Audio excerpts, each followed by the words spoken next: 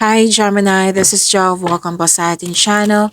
By the way, Gemini, this is your weekly Gabay Tarot reading from February 9 to 15, 2026. Gamitin ang reading na ito bilang gabay lamang. Tandaan, Gemini, ito po ay general reading.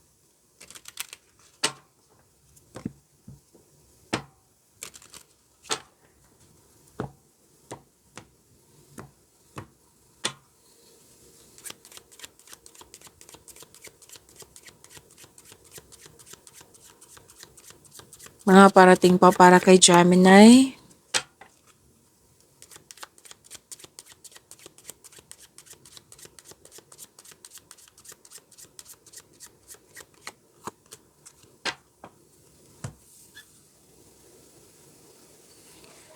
Gemini, sabi po dito,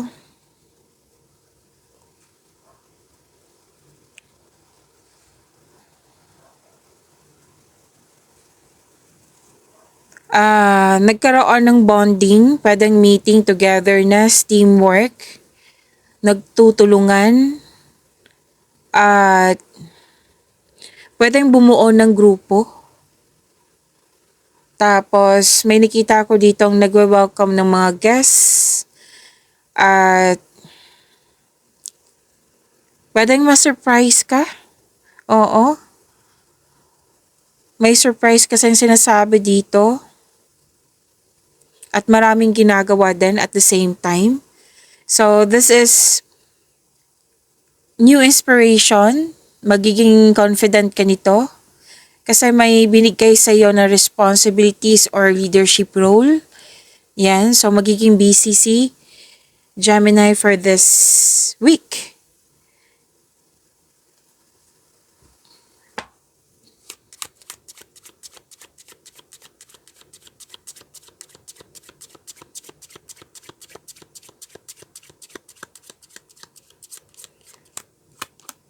Sabi din dito na may pwedeng naalala ka or usapin tungkol sa disconnection na may unresolved issues, at some of you gusto nang pumasok sa relasyon. Some of you nag-iisip ano kaya ako paano kaya ako mag-handle ng bagong relasyon? Yan, may mga ganyan kang iniisip. At some of you gusto nang magkaroon ng marriage, like yung nag-iisip ka kung paano ka mag-handle ng family, mag-aalaga ng family as a wife or husband. Pero usually to babae ito nag-iisip regarding sa responsibilities kung paano niya i-handle. At nakikita ko naman dito gusto niyang embrace, kumbaga gusto niya na maging wife, gusto niyang magkaroon ng relasyon. Okay? And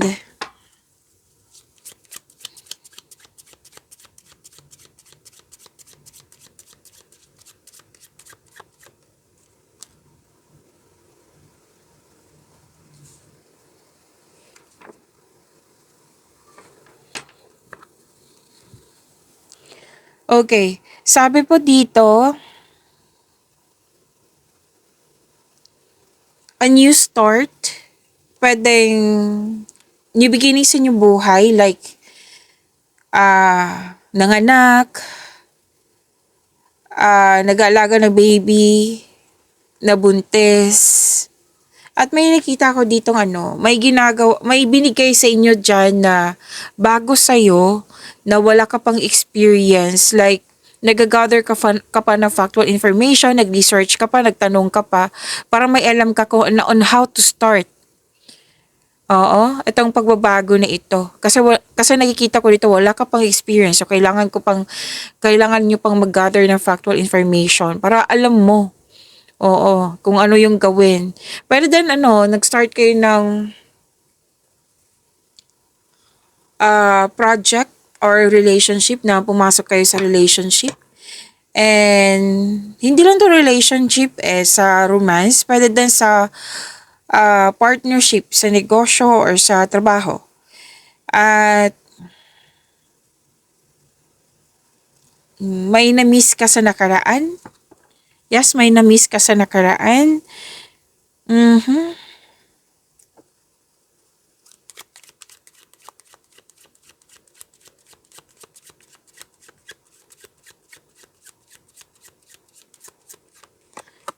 Puwedeng may na-miss kang friends, na friend mo nga noon na nagkaroon kayo ng disconnection. Puwede din po na nagkaroon kayo ng time sa grupo ng tao, sa mga kaibigan, sa family mo ba, grupo kasi ng tao 'to, at makaka-receive ka ng magandang balita and, lesson learned, oo, may lesson sa 'di ba may naalala ka sa nakaraan, tapos tinake mo siya as lesson learned, like kinuha mo yung wisdom message kung ano yung natutunan mo sa nakaraan. Aha. At sabi din dito na masaya, nakikita ko dito yung bonding na sinasabi ko kanina. Masaya, nakikita ko nga dito nagtatawanan, and that's good for you. That's good for you, Gemini. Kasiyahan to eh. Bonding, laughters, joy, having a good time. Tapos may ginagawa ka dyan na na-entertain ka or na-entertain kayo kasi may kasama ka. Oo, nagkaroon din ng pagkakaisa. So, ilang message na dito, ilang cards na nagsabi dito na may harmony, pagtipon-tipon, union, bonding. Oh, it might be this is about friends or loved ones, syempre, sa family.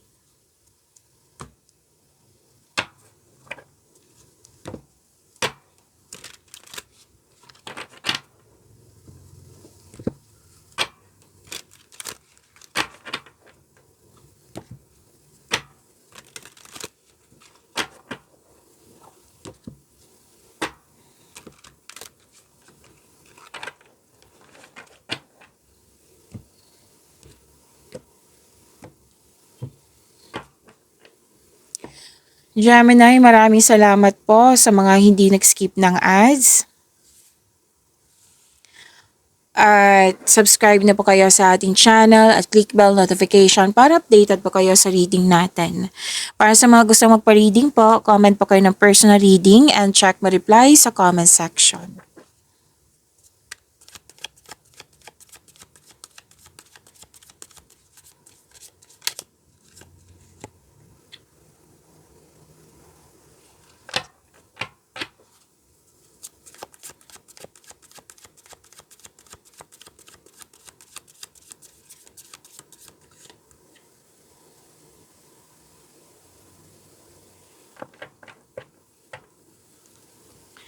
Gemini, this is your energy. Sabi po dito,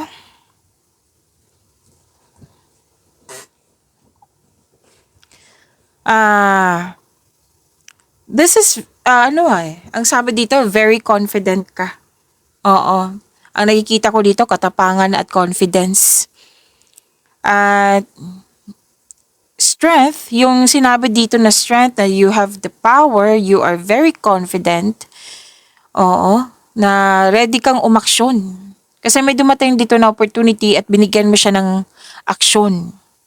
Kasi alam mong nasa tama ka. At ang advice ng card dito, be careful ka sa mga ginagawa at pinipiling desisyon. Pwede din po na may tao dyan na makulit or aggressive or sadyang masyado lang malakas ang energy. Oo, na kinukulit ka, pwedeng maliligaw mo to, kung sino man to. So kung hindi mo siya masyadong kilala, Gemini, sabi po ng card dito na kilalanin mo muna. Kung may ino-offer siya sa'yo, alamin mo muna. So yan yung assignment mo, kilalanin at alamin. Tapos very tutok ka sa mga ginagawa niyo po.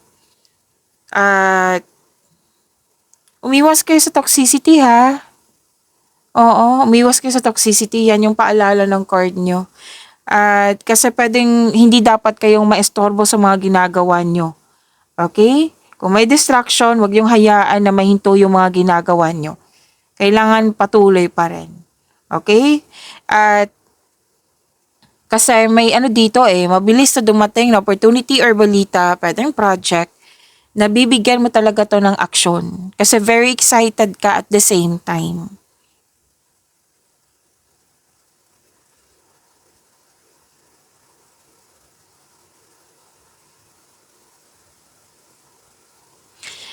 Okay.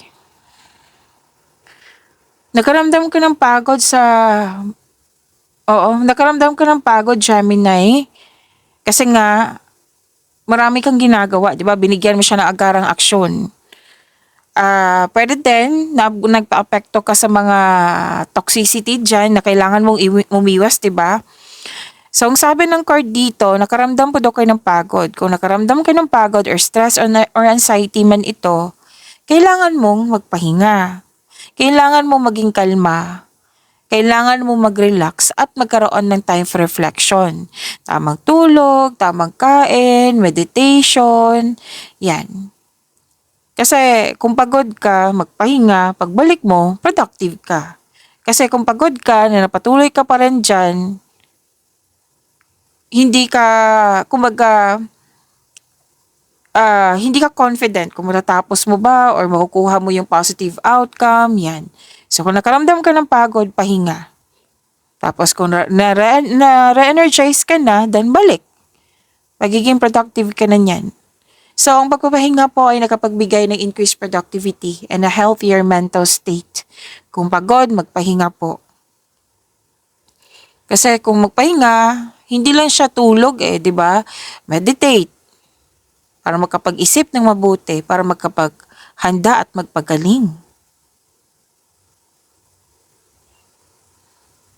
Pwede din po space ito kasi space is a sign of respect sa inyong sarili, sa kanya, sa inyong connection. Kasi alam niyo naman, sinasabi ko yan para sa inyo, kung walang space, masasakal. 'Di ba? So, importante yung pahinga.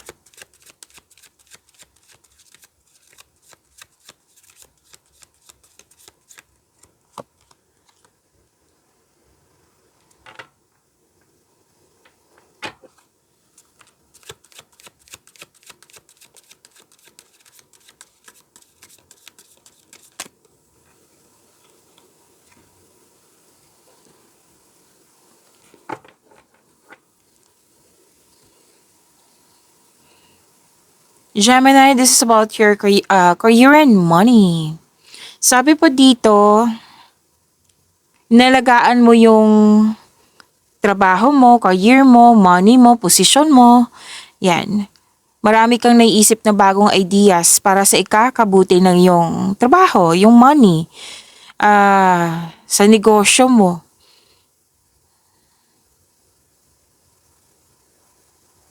Habang nagtatrabaho kayo dyan, nag-iisip kayo dito na mag-spend time ako sa bahay, gusto kong mag-relax.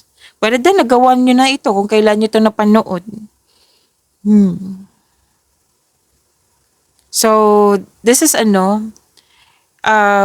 mahal mo yung mga ginagawa mo, maalaga ka sa ginagawa mo, sa trabaho mo, negosyo mo man, sa posisyon mo. Compassionate. Marunong din kayong magbalanse.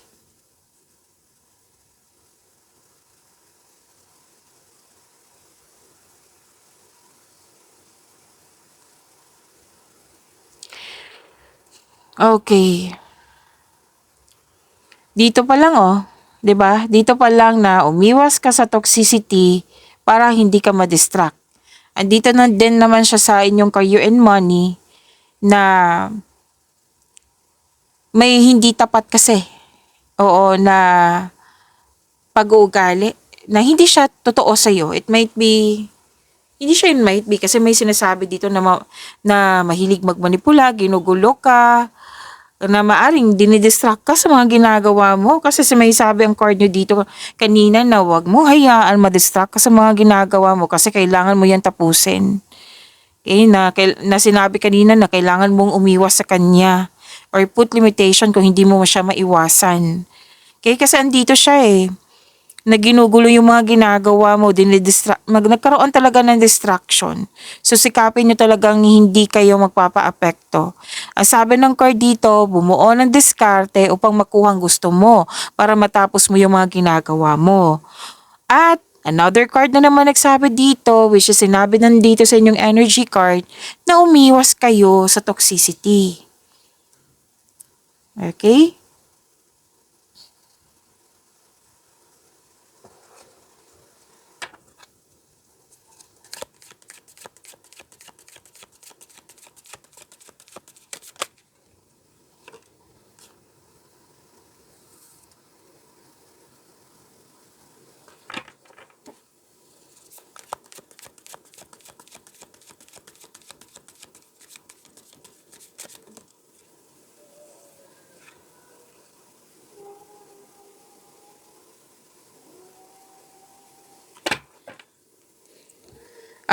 Gemini, ah, ano tawag dito?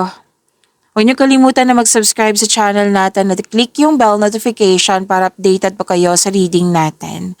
At marami kayong February 2026 na reading po sa mga hindi pa nakapanood kasi marami po iyon. Andito lang po sa channel natin. Hanapin niyo po, scroll down niyo lang po. Okay, baka may time kayo para panoorin niyo po. At sa love life, self-love, partnership, and romance,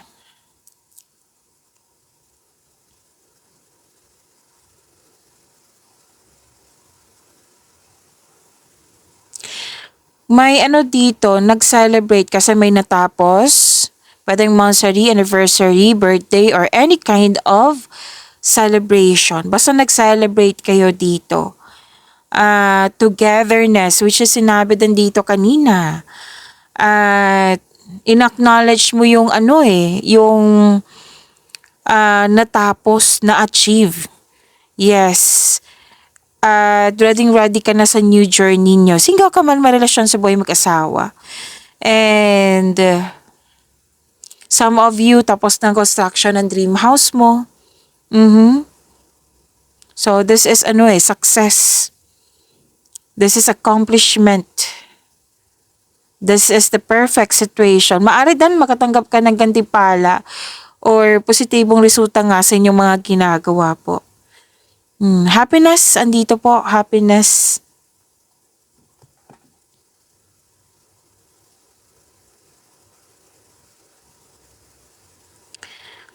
Okay, mukhang may na-miss nga kayo. Andito 'di ba? May na-miss kayong tao.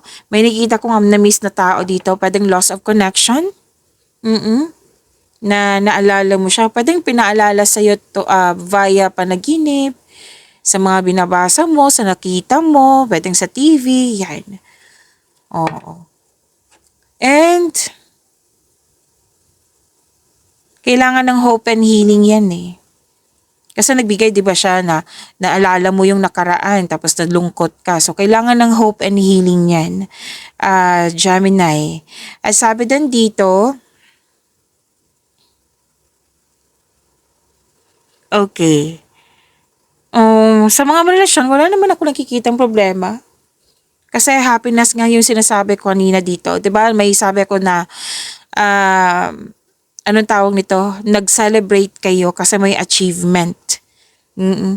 Sa mga single, ideal type mo is romantic partner who's fun and outgoing, talkative, and ready have to adventures. Pwedeng yung ideal type nyo is earth signs, Taurus, Virgo, and Capricorn, and fire signs, Aries, Leo, Sagittarius.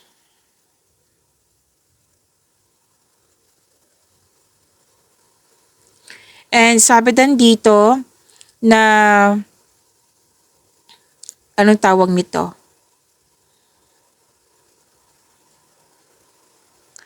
May dito sense of stability kasi ang sinasabi dito. Oo, na hindi siya magkaroon. Pwedeng nag-work hard na kayo para makaipon ng malaki para bumili ng property or maghahanda ito pag-start ng family or pagbukod nyo sa property, magbumili ng bahay at lupa, or starting a family, yung mga kailangan nyo. 'Di ba? Pwede din sa kasal, nag-iipon kayo ng pera. So lahat kayo, single ka man, marelasyon sa buhay mag-asawa, naghahanda. Naghahanda talaga kayo, nagkaroon ng sense of stability.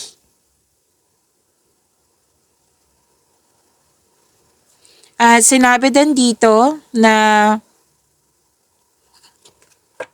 sa mga single may parating na partner na mabilis at posibleng bata pa sa iyo or youthful po ang attitude. So, 'di ba ang sabi kanina, earth signs, fire signs, andito pa rin si earth signs.